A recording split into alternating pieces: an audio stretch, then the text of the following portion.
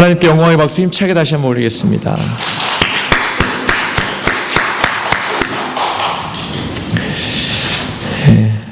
지휘자가 안 계셔서 걱정했는데 기우였죠. 하나님께 온전히 영광을 올립니다. 자, 하나님께서 오늘 우리에게 주신 말씀 보겠습니다. 신약성경 누가복음 18장 9절에서 14절까지의 말씀입니다. 누가복음 18장 9절에서 14절까지의 말씀입니다. 우리 한 목소리로 함께 읽도록 하겠습니다. 또 자기를 의롭다고 믿고 다른 사람을 멸시하는 자들에게 이 비유로 말씀하시되, 두 사람이 기도하러 성전에 올라가니 하나는 바리새인이요 하나는 세리라.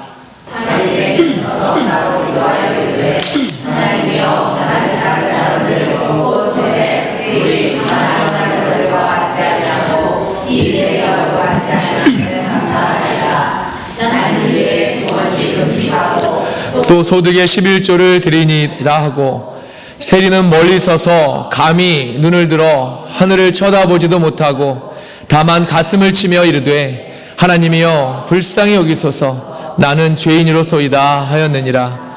내가 너희에게 이르노니 이에 저 바리새인이 아니고 이 사람이 의롭다 하심을 받고 그의 집으로 내려갔느니라. 무릇 자기를 높이는 자는 낮아지고 자기를 낮추는 자는 높아지리라 하시니라. 아멘. 살아계신 하나님의 말씀입니다. 우리 한 번 더 기도하시죠. 거룩하신 아버지 하나님, 은혜를 감사합니다. 오늘 귀한 말씀을 들고 또 부족한 종이 자리에 섰습니다. 이 말씀이 저희들 안에서 살아가는 역사하는 말씀이 되게 하시고, 저희들 마음을 열어서 그 말씀을 온전히 받을 때 저희의 삶에 온전히 적용되어 또 저희 삶 속에서 거듭나는 말씀이 되도록 인도하여 주옵소서. 우리 주 예수 그리스도 이름으로 감사하며 기도드립니다. 아멘. 감사합니다. 지난 주일 설교 때 우리가 함께 암송했으면 하는 그런 구절이 있었지요. 항상 기뻐하라, 쉬지 말고 기도하라, 범사에 감사하라. 이는 누구를 향하신? 우리를 향하신 하나님의 뜻이니라. 아멘. 모두를 이렇게 사셨죠? 이 말씀을 날마다 입에 붙이셔서 이 말씀대로 살아가시기를 부탁을 드립니다. 우리가 말씀대로 살아가려고 할 때 이제 그 말씀의 능력이 있습니다. 그 말씀의 능력이 있고 그 말씀 안에 성령님의 강한 그런 일하심이 함께 하십니다. 우리가 지난주에 하나님께서 우리에게 항상 기도하라라고 이렇게 하셨는데도 우리가 기도하지 않고 또 기도하지 못하는 그런 이유가 두 가지가 있다고 제가 말씀을 드렸었습니다. 첫째는 우리가 기도의 능력을 믿지 못해서이고, 그 다음은 우리가 너무 바빠서 너무 다른 것들로 분주해서 그렇다고 했습니다. 정말 중요한 일도 아닌 것에 너무 바빠서 너무 분주해서 정말 중요한 우리의 영적 생활에 우리가 하나님과의 관계에 집중하지 못하게 된다는 것이었습니다. 그래서 이럴 때 어떻게 해야 한다고 했었죠? 기도의 능력을 먼저 믿어야 한다고 이렇게 했습니다. 우리가 근심함으로 낙심하는 문제들을 기도의 능력을 믿고 기도할 때 하나님께서 우리 안에 더 이상 그 문제들이 더 이상 일하지 못하도록 우리 안에 평안을 주신다는 겁니다. 그리고 우리의 바쁜 일상에서 하나님을 우선하고 우리가 또 기도를 우선하고 이렇게 할 때 본질적으로 씨름해야 할 것이 무엇인지 우리가 깨닫게 된다는 겁니다. 그리고 기도와 마찬가지로 정말 중요한 것이 있는데 바로 말씀 읽기입니다. 하나님이 당신의 뜻을 계시하신 이 성경을 통해서 우리는 하나님이 어떠한 분이신지를 정확히 알 필요가 있고 또 알아야 합니다. 이렇게 기도와 말씀을 통해서 하나님을 알아갈 때 하나님이 우리에게 무엇을 원하고 계시는가, 바로 그런 하나님의 뜻도 우리가 알게 된다는 겁니다. 신명기 기자는 우리를 향한 하나님의 뜻을 신명기 10장 12절에서 13절에서 이렇게 기록하고 있습니다. 신명기 10장 12절에서 13절에서 이렇게 기록합니다. 우리 함께 읽어볼까요? 이스라엘아, 내 하나님 여호와께서 내게 요구하시는 것이 무엇이냐? 곧 내 하나님 여호와를 경외하여 그의 모든 도를 행하고 그를 사랑하며 마음을 다하고 뜻을 다하여 내 하나님 여호와를 섬기고 내가 오늘 내 행복을 위하여 내게 명하는 여호와의 명령과 규례를 지킬 것이 아니냐. 아멘. 하나님께서 당신의 백성인 우리들에게 요구하시는 것이 바로 이것입니다. 여호와를 경외하여 그의 모든 도를 행하고 그를 사랑하며 마음을 다하고 뜻을 다하여 온전히 하나님만을 섬기는 일이라는 겁니다. 신명기에 보면 우리가 이런 일을 행할 때 우리가 받게 되는 그런 복에 대해서 아주 많이 설명하고 있습니다. 그런데 그 중에서 가장 좋은 복이 신령한 복과 영생의 복입니다. 아멘. 신령한 복과 영생의 복입니다. 신령한 복은 우리 안에 성령님을 주시는 복이고, 영생의 복은 우리가 영생을 얻는 복입니다. 이것을 위해서 우리는 날마다 말씀에 민감하고 또 기도를 통해서 하나님의 뜻을 구할 수 있기를 바랍니다. 그런데 하나님을 섬기는 백성으로서 하나님에 대해서 아는 것이 가장 중요한 일인데, 그것만큼 중요한 일이 또 하나 있는데 바로 내 자신에 대해서 깨달아 아는 겁니다. 내 자신에 대해서 깨달아 아는 겁니다. 지금 내 현재의 신앙의 위치에 대해서 아는 것이 아주 중요합니다. 우리가 지금 내 위치를 온전히 깨달아 알게 되면 지금 내 모습이, 지금 현재의 바로 지금 내 모습이 얼마나 하나님께 나아가기 부끄러운 상태인가를 우리가 깨닫게 되기 때문입니다. 오늘 본문의 말씀은 이제 그러한 저와 여러분에게 주시는 말씀입니다. 예수님께서는 자기를 의롭다고 믿고 또 다른 사람을 멸시하는 자들에게 이 비유로 말씀하셨다고 했습니다. 자기를 의롭다고 믿는 사람들, 누굴까요? 정체는 바로 당시에는 바리새인과 서기관들입니다. 그런데 이들은 자기를 의롭다고 믿는 것뿐만이 아니라 다른 사람도 멸시했다는 겁니다. 자기 자신을 의롭다고 생각하는 사람들의 특징이 바로 이렇습니다. 우리들 중에 은연중에 자신을 이렇게 생각하는 사람이 있을지 모르겠는데 사실 우리 인간 중에 의로운 사람은 한 사람도 없다고 성경은 말합니다. 의인은 없나니 한 사람도 없다. 바울 사도가 로마 교회에 보낸 편지에서 말하고 있죠. 하나님 한 분 외에는 의로운 분은 없습니다. 그런데 우리가 하나님을 정말 사모하고 또 복음을 받아들이고 그분의 뜻 가운데 살아가면 사실 우리가 의롭지는 않지만 하나님이 우리를 의롭다 여기셔서 비로소 의롭다 여김을 받게 된다는 겁니다. 단지 은혜로 의롭다 여김을 받는 것이지 실제로 우리가 의로운 것은 아닙니다. 그렇기 때문에 자신을 스스로 의롭다 여기는 것은 큰 죄입니다. 하나님 앞에 겸손한 모습으로 이렇게 나아가야 하는데 스스로 의롭게 여김으로 바로 교만의 죄를 범하고 있다는 겁니다.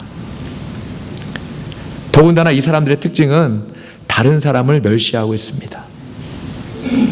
사랑하는 여러분, 우리들 중에 그 누구도 다른 하나님의 백성을 멸시할 수 없습니다.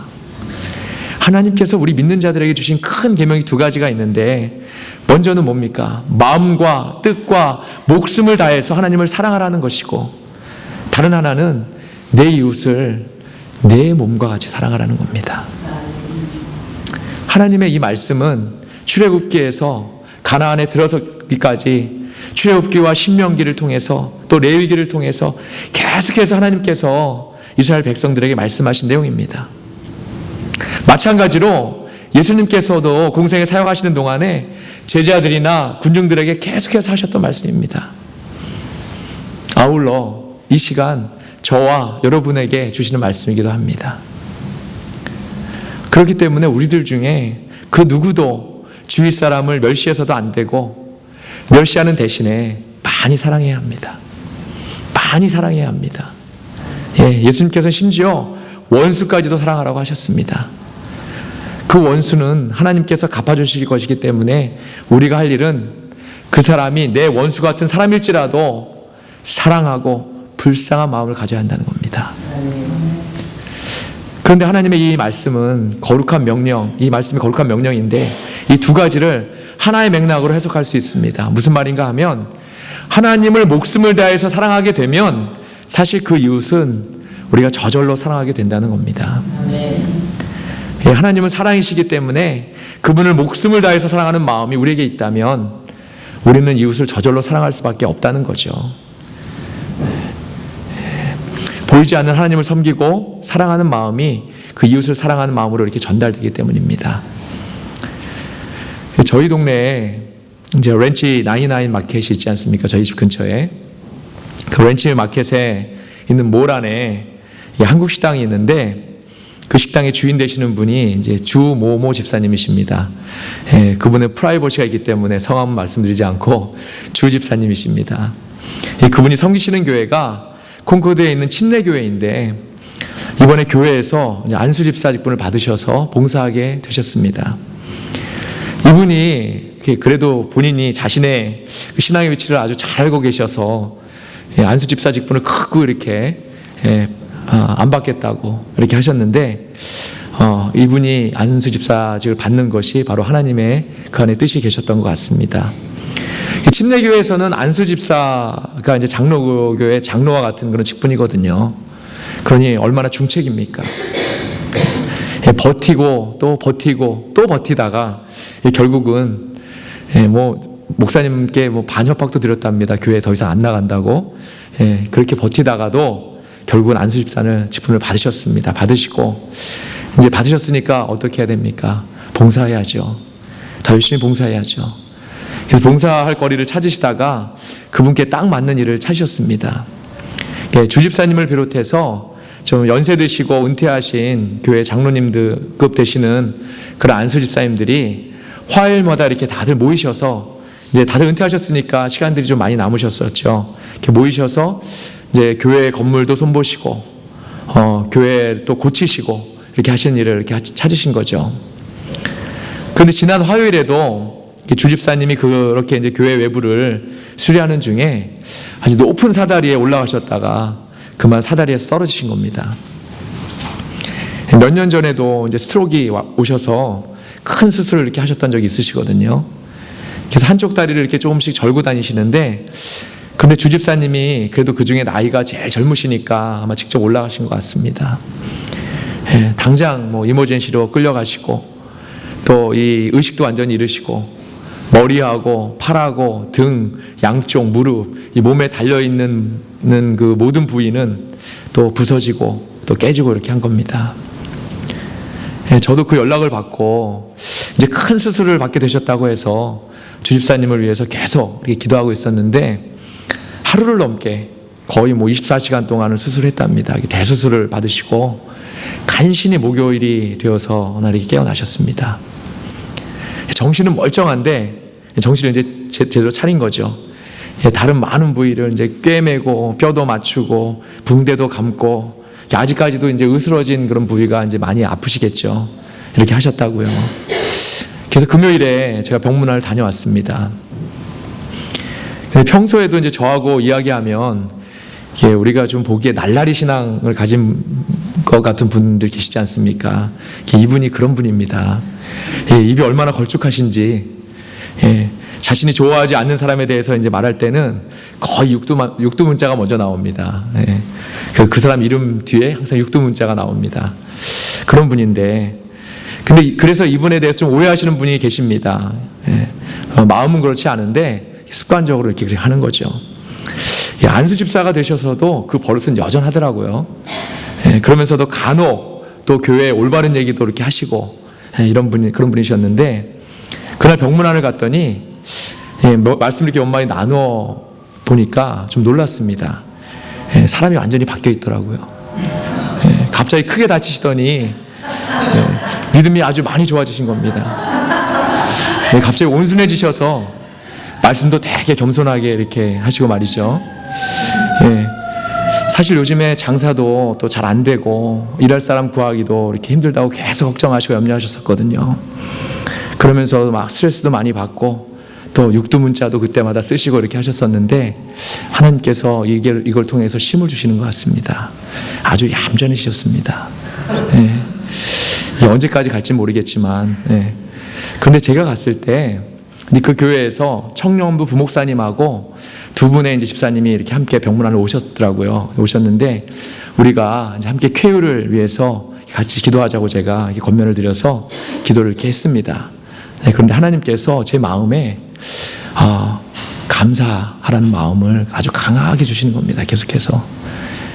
저희 아내하고 제가 이야기하면서 그나마 교회 일에 봉사하려고 이제 하고 계시는 중이었는데 이렇게 크게 다쳐서 혹시 시험에 들어서 이제 교회 안 나가면 어떻게 하나 이렇게 염려했었거든요.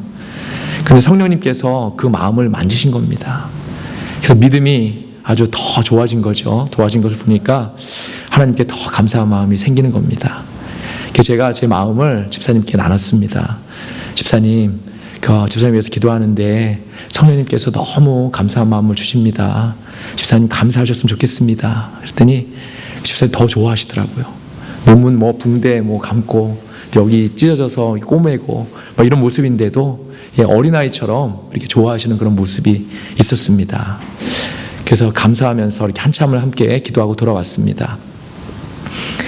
하나님께서 당신을 사랑하는 마음에서 온 그 열심을 얼마나 기뻐하실까요? 물론 그 마음에 하나님을 전적으로 사랑하는 마음에서 그 높은 사다리에 올라갔는지는 알 수 없지만 비록 그것이 그분 자신의 의로 올라갔다고 할지라도 하나님께서는 당신의 백성이 당신을 위해 일하는 것을 기뻐하신다는 겁니다. 사고를 통해서 몸도 아프고 수술도 해서 앞으로 완쾌되기까지 2개월 동안을 더 병원에 계셔야 합니다. 그렇지만 오히려 그분의 믿음이 더 좋아지고 하나님을 사랑하는 마음이 더 강해지고 감사하는 마음이 생기고 마음의 평안이 임하게 되더라는 겁니다. 주집사님의 가정에 하나님이 이 일을 통해서 더욱더 겸손해지고 또 하나님과의 관계 회복에 부흥을 주셨다고 저는 생각합니다.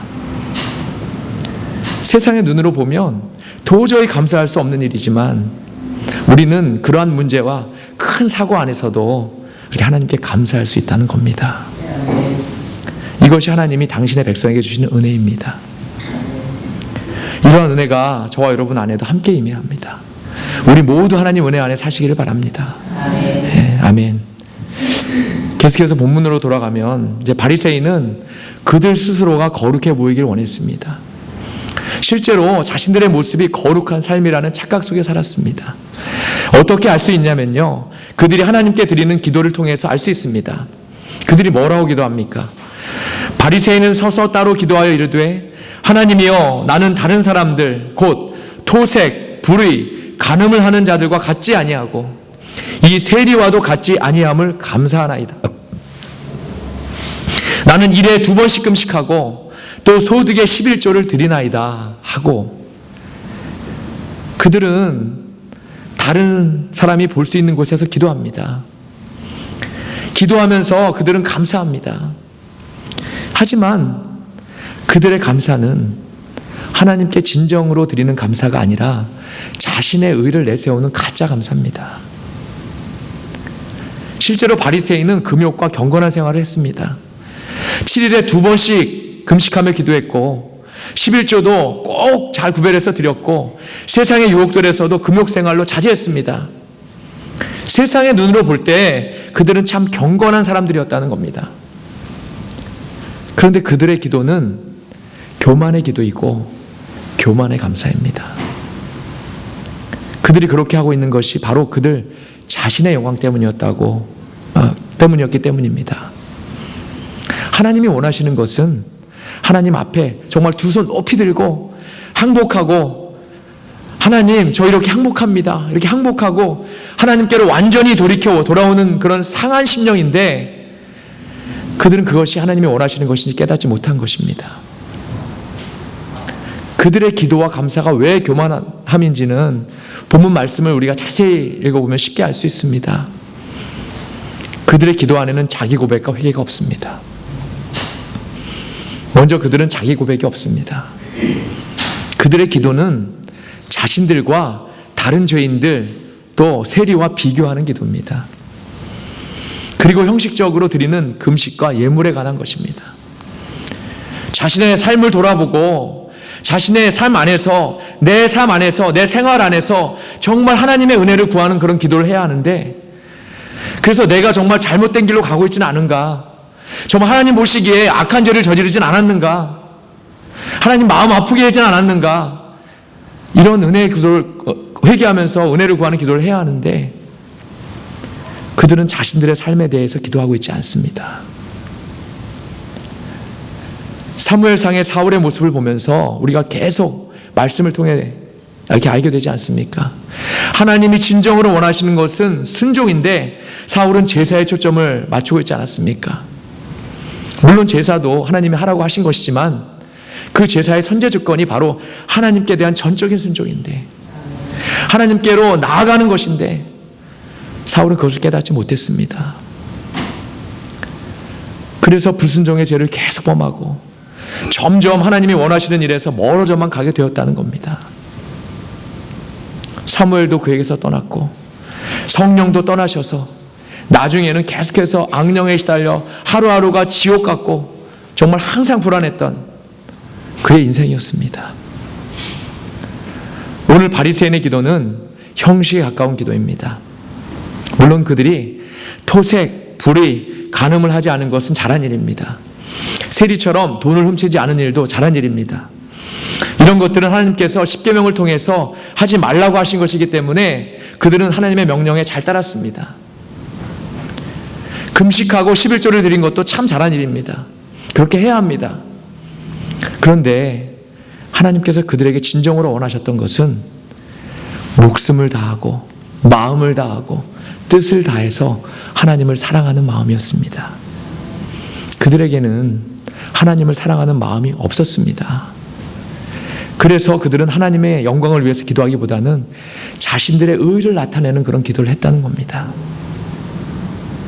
또한 그들은 자신들이 죄인이라는 사실을 깨닫지 못했습니다. 하나님 앞에서 내가 얼마나 큰 죄인이고 하나님의 은혜가 없으면은 단 한순간조차도 살 수 없고 회개조차도 할 수 없는 정말 불쌍한 죄인이라는 사실을 깨닫지 못했다는 겁니다. 반면에 세리는 어떻다고 했습니까? 세리는 멀리 서서 감히 눈을 들어 하늘을 쳐다보지도 못하고 다만 가슴을 치며 자기 가슴을 치며 이르되 하나님이여 불쌍히 여기소서, 불쌍히 여기소서, 나는 죄인이로소이다. 멀리 서서 감히 눈을 들어서 하늘을 쳐다보지도 못하고 다만 자기 가슴을 치면서 하나님 이 죄인을 불쌍히 여겨주옵소서, 불쌍히 여겨주옵소서. 하나님의 은혜가 아니면 저는 이 땅에서 숨을 쉴 수 없을 정도로 불쌍한 죄인입니다. 이렇게 통안의 심령으로 기도했다는 겁니다. 하나님께서 기뻐하는 것은 상한 심령이라고 했습니다. 오늘 세리처럼 기도했던 사람들이 성경에 다른 곳에서도 소개되고 있는데, 먼저 에스라서 9장 5절에서 6절 한번 함께 보겠습니다. 에스라서 9장 5절에서 6절입니다. 우리 함께 읽겠습니다. 저녁 제사 드릴 때 내가 근심 중에 일어나서 속옷과 겉옷을 찢은 채 무릎을 꿇고 나의 하나님 여호와를 향하여 손을 들고 말하기를 나의 하나님이여 내가 부끄럽고 낯이 뜨거워서 감히 나의 하나님을 향하여 얼굴을 들지 못하오니 이는 우리 죄악이 많아 정수리에 넘치고 우리 허물이 켜서 하늘에 미침이니이다. 예, 아멘. 남유다가 자신들의 죄 때문에 바벨론에게 멸망을 당하게 되죠. 그래서 그들의 포로가 되고 난 후에 그곳에서 이렇게 지내다가 포로로 살다가 세월이 한참 지나서 하나님께서 이제 아닥사스다 왕의 마음을 움직이셔서 에스라를 비롯한 포로들이 이스라엘로 이렇게 돌아오게 되는 그런 은혜가 이스라엘에게 임했습니다. 그때 에스라가 이스라엘의 방백들 앞에서 올린 회개 기도가 바로 이 내용입니다. 에스라는 자신뿐만이 아니라 이스라엘 모두를 위해서 이렇게 통안의 심령으로 기도한 겁니다. 통안의 심령으로 기도했습니다. 감히 얼굴을 들어서 하늘을 바라볼 조차 그런 부끄러운 그런 모습이라고 자기의 상한 심령으로 기도했다는 겁니다. 에스라는 바벨론의 포로가 되고 난 후에 자신들의 위치를 깨달았다는 것입니다. 자신들이 하나님께 불순종했고 정말 하나님 보시기에 엄청난 죄인이었다는 사실을 포로가 되고 나서 타향에서 하나님을 예배하는 것조차도 자유롭지 못한 생활을 겪고 나서야 그때에서야 비로소 깨닫게 되었다는 겁니다. 그래서 이렇게 통안의 심령으로 하나님께 기도할 수 있었다는 겁니다. 오늘 본문의 세리들의 기도도 마찬가지였습니다. 그들은 자신들의 직업 때문에 사람들에게도 손가락질을 받고 있었고, 그래서 하나님께 다가가기조차도, 감히 다가가기조차도, 예배하기조차 힘든 상황을 경험하면서 자신들의 위치를 깨닫게 되었습니다. 아, 내가 이러다가 영영 하나님과 멀어지고 또 결국 구원받지 못하는 백성이 되겠구나, 이렇게 깨닫게 되었다는 것입니다. 그래서 그들은 통한의 심령으로, 상한 심령으로 하나님께 기도하고 있습니다. 회개하고 있습니다. 하나님, 이 죄는 불쌍히 여겨주옵소서. 하나님의 은혜가 아니면 영원히 죽게 됩니다. 가슴을 치면서 자신의 죄를 회개하고 하나님께 기도하고 있습니다. 사랑하는 여러분, 우리에게는 하나님의 은혜가 전적으로, 절대적으로 필요합니다. 그분의 은혜가 아니면 우린 영원히 죽을 수밖에 없습니다. 그분의 은혜가 아니면 우리에게는 평안이 없고 날마다 근심함으로 낙심하게 될 수밖에 없습니다. 그분의 은혜가 아니면 실망하고 좌절하고 정말 누가 옆에서 찌르면 금방이라도 무너질 정도로 불안한 그런 삶을 살 수밖에 없습니다. 이 세상이 얼마나 복잡하고 험합니까? 우리에게 그 무슨 능력이 있어서 이 세상을 이겨나가겠습니까? 사탄이 밀 까부르듯이 우리를 사용하고 무너뜨리려고 기회만 엿보고 있는데, 우리에게 하나님의 은혜가 아니면 어떻게 이 세상의 권세 잡은 자 사탄 마귀를 상대로 승리하며 나아가겠습니까? 다니엘서 9장 19절을 한번 함께 보겠습니다. 다니엘서 9장 19절입니다. 한 목소리로 함께 읽겠습니다. 주여 들으소서, 주여 용서하소서, 주여 귀를 기울이시고 행하소서, 지체하지 마옵소서. 나의 하나님이여, 주 자신을 위하여 하시옵소서. 이는 주의 성과 주의 백성이 주의 이름으로 일컫는 바 됨이니이다. 아멘. 에스라의 기도처럼 바로 다니엘도 이스라엘 민족을 위해서 이렇게 기도했습니다. 그런데 다니엘의 기도가 에스라의 기도를 한 단계 뛰어넘고 있습니다. 다니엘이 이스라엘의 용서를 구하면서 하나님께 뭐라고 하고 있습니까? 용서해 주시는데 뭐 때문에 용서해달라고 합니까? 그것이 주 자신을 위하여 하시옵소서. 아멘. 그것이 주 자신을 위하여 용서하여 주시옵소서. 이렇게 용서를 구하지 않습니까? 다니엘의 기도가 얼마나 놀라운 기도입니까? 다니엘은 하나님이 어떠한 분인지를 정확히 알고 있었다는 겁니다. 이스라엘이 회개하는 것이 하나님이 진정으로 기뻐하시는 일이라는 것을 알고 있었던 것입니다. 그래서 하나님의 용서가 사실은 하나님 자신이 가장 기뻐하시는 일이라는 것을 기도 안에서 구하고 있는 것입니다. 저와 여러분의 기도가 이와 같아야 할 줄로 믿습니다. 성경 한 구절 더 보겠습니다. 히브리서 2장 17절입니다. 함께 읽겠습니다.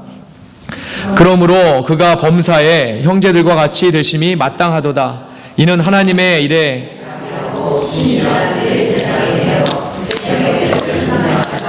아멘. 히브리 기자는 오히려 다니엘보다도 더 나아가고 있습니다. 불순종해서 하나님과 멀어지려고 범죄했던 우리의 죄를 용서하시는 것이 하나님 자신의 기쁨을 위한 것이라는 다니엘을 뛰어넘어서서 하나님께서 우리의 그러한 죄를 완전히 단번에 용서하시려고, 단 한 번에 용서하시려고 당신의 아들을 이 땅에 보내셨는데, 아들 되신 예수님이 직접 대제사장이 되셔서 당신의 백성의 죄를 속량하게 되셨다고 하셨습니다. 속량하게 하셨다는 것입니다. 이 얼마나 놀라운 고백입니까? 에스라, 다니엘, 히브리서에 기록된 하나님의 용서와 상한 심령이 다 똑같은 원어와 그런 의미로 쓰여졌습니다. 우리를 향한 하나님의 은혜가 이렇게 놀라운 은혜입니다. 그런데 하나님의 용서에서 우리에게 요구되는 것이 있습니다. 요구되는 것이 있는데 바로 본문의 14절입니다. 내가 너희에게 이르노니 이에 저 바리새인이 아니고 이 사람이 의롭다 하심을 받고 그의 집으로 내려갔느니라. 무릇 자기를 높이는 자는 낮아지고 자기를 낮추는 자는 높아지리라 하시니라. 아멘. 무릇 자기를 높이는 자는 낮아지고 낮추는 자는 높아지게 됩니다. 그리고 자기를 온전히 낮추는 자가 하나님 보시기에 의롭다 인정되는 사람입니다. 바로 통한의 심령을 가지고 나는 죄인이로소이다. 나를 불쌍히 여겨 주옵소서. 이러면서 가슴을 치며 회개하는 사람을 하나님은 기뻐하신다는 겁니다. 사랑하는 여러분, 지금 여러분의 위치는 어디에 있습니까? 나 스스로 의롭다 여기는 사람이 있습니까? 아니면 통안의 심령으로 나아가는 사람입니까? 그런데요, 사실 지금 우리의 신앙의 위치는 중요하지 않습니다. 다만 내가 지금 어떠한 위치에 있는지 깨닫는 것이 중요합니다. 내가 지금 어떠한 위치에 있는지 깨닫는 것이 중요합니다. 그래야 회개할 수 있기 때문입니다. 나의 신앙의 위치를 깨달아 알고 난 후에는 통안의 심령으로 가슴을 치며 나는 죄인입니다. 불쌍히 여겨 주옵소서. 이렇게 할 수 있는 믿음이 우리에게 필요합니다. 우리는 항상 세리의 마음으로 기도해야 합니다. 나를 깨닫는 신앙은 한마디로 우리 자신이 죄인이고 우리의 모습을 통안의 심령으로 가슴을 치면서 하나님의 용서를 구하는 신앙입니다. 우리를 사랑하신 하나님께서 우리의 죄를 속량하시려고 당신의 아들을 이 땅에 보내시기까지 우리를 용서하시고 기뻐하시는 분이라는 사실을 우리가 깨닫길 바랍니다. 그래서 날마다 우리의 회개를 통해서 그분께로 나아가는 것이 바로 나를 깨닫는 신앙입니다. 우리가 이렇게 기도하며 나아갈 때 하나님께서는 언제나 우리를 의롭다 여기시고 우리의 회개를 기쁜 마음으로 용서해 주신다는 그런 사실을 명심하시기를 바랍니다. 그래서 날마다 회개의 삶을 통안의 심령으로, 상한 심령으로 회개의 삶을 살아가시는 그런 저 여러분 다 되시기를 주님의 이름으로 간절히 축원합니다. 아멘. 기도하시겠습니다.